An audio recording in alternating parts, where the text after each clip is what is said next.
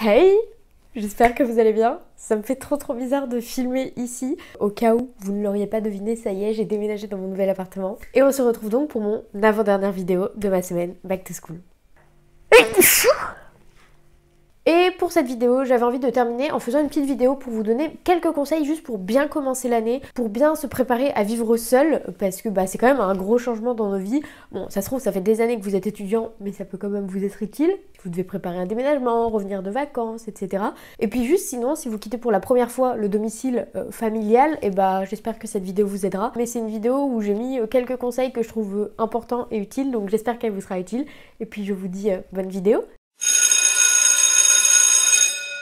Alors déjà, avant tout, pour moi, avant de déménager, avant de commencer en quelque sorte une nouvelle vie, un nouveau chapitre de sa vie, c'est hyper important de bien penser à tout. Ça peut paraître débile, mais vraiment, genre, le fait de savoir qu'on a potentiellement oublié des trucs et tout, ça peut grave nous peser sur l'esprit et nous causer du stress pour rien. Donc moi, ce que je vous conseille de faire toujours, c'est de commencer en faisant une pré-to-do list, une to-do list de tout ce que vous devez faire avant la rentrée ou avant votre déménagement, avant septembre, et vraiment, vous notez tout. Tout, des trucs débiles, ça peut être, j'en sais rien, faire une lessive avant de partir, mais des trucs auxquels vous avez besoin de penser, mais vous n'avez pas envie que ça vous traîne dans la tête et qu'au moment venu, vous l'oubliez, donc vous l'écrivez, hop là, vous avez tout sur une liste, et comme ça, vous devez tout cocher avant de partir et vous oublierez rien. Et en plus, c'est une liste que vous pouvez compléter, parfois vous allez discuter avec vos parents, vous allez discuter avec des amis, etc. Et vous allez vous dire, ah oui, il faut pas que j'oublie, hop là, vous rajoutez. Et vraiment, cette liste, elle peut être infinie si vous voulez, mais juste notez tout jusqu'au moindre détail, comme ça vous oublierez rien, vous penserez à tout et vous serez hyper serein. Et quelques trucs utiles auxquels on ne pense pas forcément et qui pour moi sont importants de faire avant de partir, c'est déjà de prendre tous ces rendez-vous médicaux à faire avant la rentrée, tout simplement parce que vos médecins en général ils vivent près de chez vos parents, vous avez l'habitude d'aller au même. En soi c'est pas forcément grave de changer, mais si vous pouvez aller au même que d'habitude, c'est tout aussi simple, ils vous connaissent déjà, ils connaissent vos backgrounds médicaux et du coup c'est le plus adapté je pense. Donc ça peut être déjà le médecin parce que c'est très probable que vous ayez un certificat médical à remplir pour le sport, etc.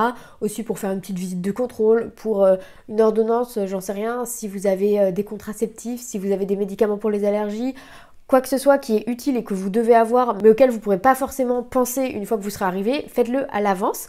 Pareil, ça peut être le dentiste, si vous avez moins de 21 ans, il me semble que c'est jusqu'à 21 ans, vous continuez de recevoir les petites fiches MT dents là qui vous payent un rendez-vous chez le dentiste de contrôle, faites-le, c'est hyper important les dents. Si vous pouvez, prenez rendez-vous chez l'ophtalmo.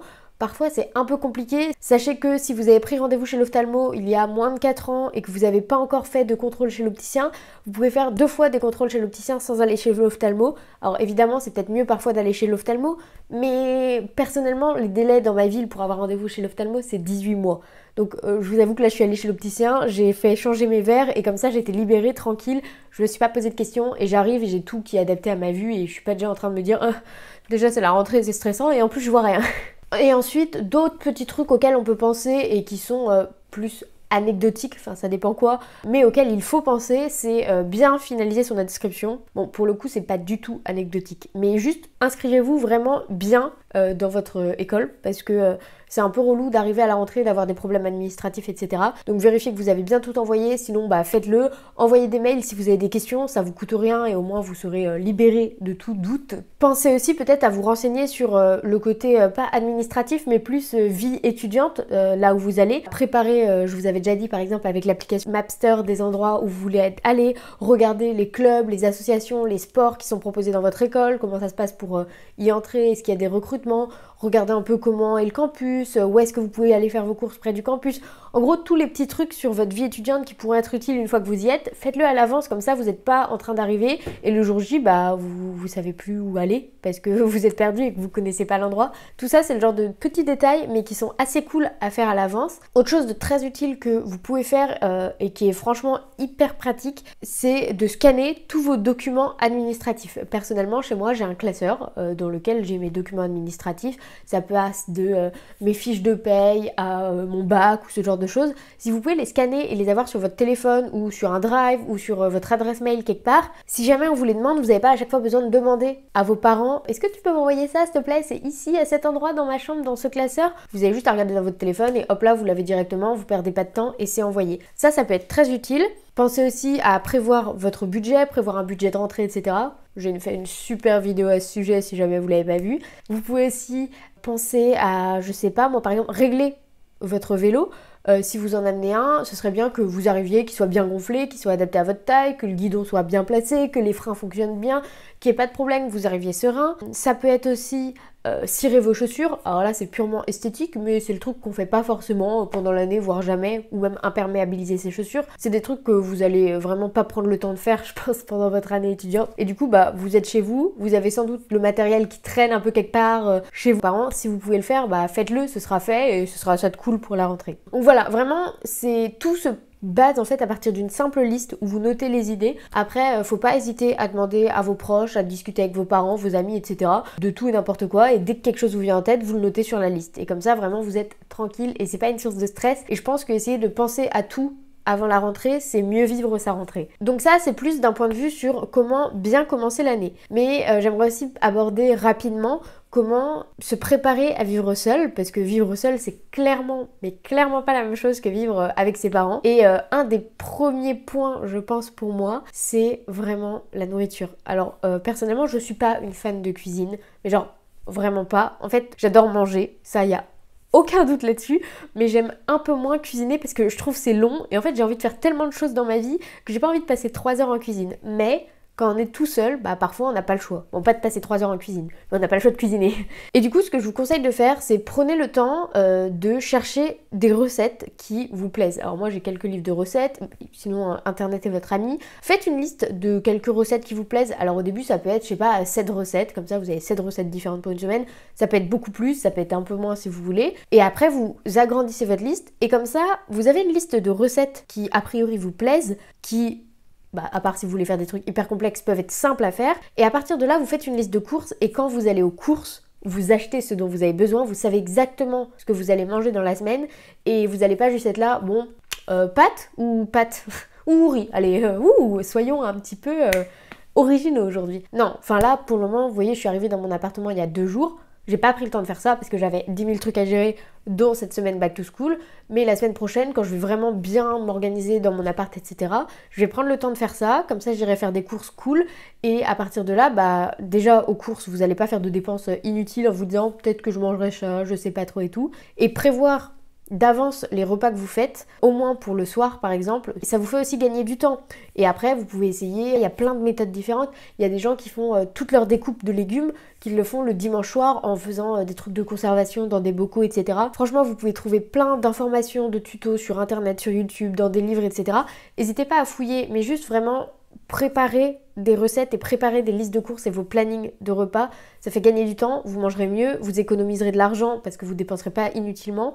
Donc je pense que c'est vraiment important d'essayer de faire ça. Et je l'ai pas encore fait, mais je vais le faire. Ensuite, pensez aussi, bon ça me fait penser à ça, après avec la cuisine, il y a le ménage qui va avec, c'est pas le truc le plus sympa, mais j'en ai déjà parlé, pour moi c'est important de vivre dans un espace sain et essayer de vous dire bah ok, peut-être que quand j'étais chez mes parents, ma chambre c'était un bordel pas possible, mais dans votre appartement, si vous avez une seule pièce qui combine chambre, bureau, cuisine, salon, etc., c'est mieux si c'est un espace rangé ou du moins à peu près rangé. Alors certes, quand vous allez arriver, vous allez aménager, ça va peut-être être le bazar les premières semaines, le temps que vous mettiez les habitudes en place, etc.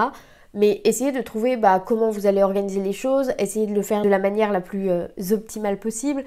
Ça peut être trouver des rangements, trouver des petites astuces, vous dire ah bah là je vais mettre tout ça ensemble parce que c'est des choses que je fais ensemble en général. En gros, essayez d'optimiser l'espace pour optimiser votre temps. Et aussi pour moi, avant de partir, alors oui, il y a beaucoup de choses à organiser d'un point de vue matériel, d'un point de vue psychologique, disons, des listes de choses à faire, etc. Mais il faut aussi profiter du temps qui nous reste de vacances pour passer du temps avec sa famille, passer du temps avec ses amis, etc. Ça peut paraître débile, mais si vous partez un peu loin de là où vous vivez habituellement, c'est possible que vous ne voyez pas vos amis pendant des mois, voire une année, pareil pour votre famille. Et du coup, profitez du temps que vous avez là tranquillement avec eux pour passer du bon temps avec eux. C'est que du plaisir et c'est un truc qui est sympa de se rappeler. Après, quand on est tout seul, on se dit ouais, quand même, ma famille et mes amis, ils sont trop cool, quoi. Et après, si ça vous intéresse, je pourrais peut-être dédier une vidéo sur comment vivre seul. Là, c'était juste quelques conseils qui pour moi sont cool à préparer avant une rentrée où on va s'apprêter à vivre seul. Et après, c'est plein de petites habitudes qu'on prend au fur et à mesure de l'année qui viennent. Faut pas s'inquiéter sur le fait de vivre seul. Au départ, évidemment, c'est pas facile les premiers jours, etc. On se retrouve tout seul, ça fait bizarre, surtout si ça fait des mois qu'on vit pas seul, mais c'est une habitude à prendre. Et puis vous êtes pas seul à le faire, vous allez rencontrer d'autres personnes, vous allez voir d'autres gens, et finalement, oui, vous allez vivre seul, mais vous allez passer probablement de nombreuses journées avec d'autres gens, si le Covid n'est pas présent. Et pour terminer cette vidéo, j'aimerais juste te dire que pour moi, pour bien commencer l'année, je l'avais déjà dit pour le début de l'année classique, genre en janvier, mais c'est pareil pour le début de l'année scolaire, pour moi c'est important de se fixer des objectifs parce que pour atteindre un niveau de bonheur, il faut avoir des objectifs. Mais se fixer des objectifs, ça permet de donner un peu un sens à son quotidien. Alors ça peut être des objectifs très très simples, du style lire 3 livres dans l'année, comme ça peut être des objectifs plus abstraits un petit peu, genre me forcer à discuter avec des nouvelles personnes ou me remettre au sport. Peu importe, juste essayez de vous fixer des objectifs. Ça peut être une très longue liste de petits objectifs, ça peut être une très courte liste de petits objectifs, ça peut être des listes avec des objectifs plus importants, ça peut être des objectifs un peu plus psychologiques, peu importe. Mais juste fixez-vous des objectifs et comme ça, en fait, vous n'avez pas de raison de vous ennuyer si vous avez des objectifs, vous n'avez pas de raison de vous sentir un petit peu démuni face au fait d'être seul, face à la rentrée, etc. Parce qu'en fait, vous avez des objectifs, vous savez vers quoi vous voulez aller. Donc fixez-vous des objectifs, vous ne pourrez que bien commencer l'année.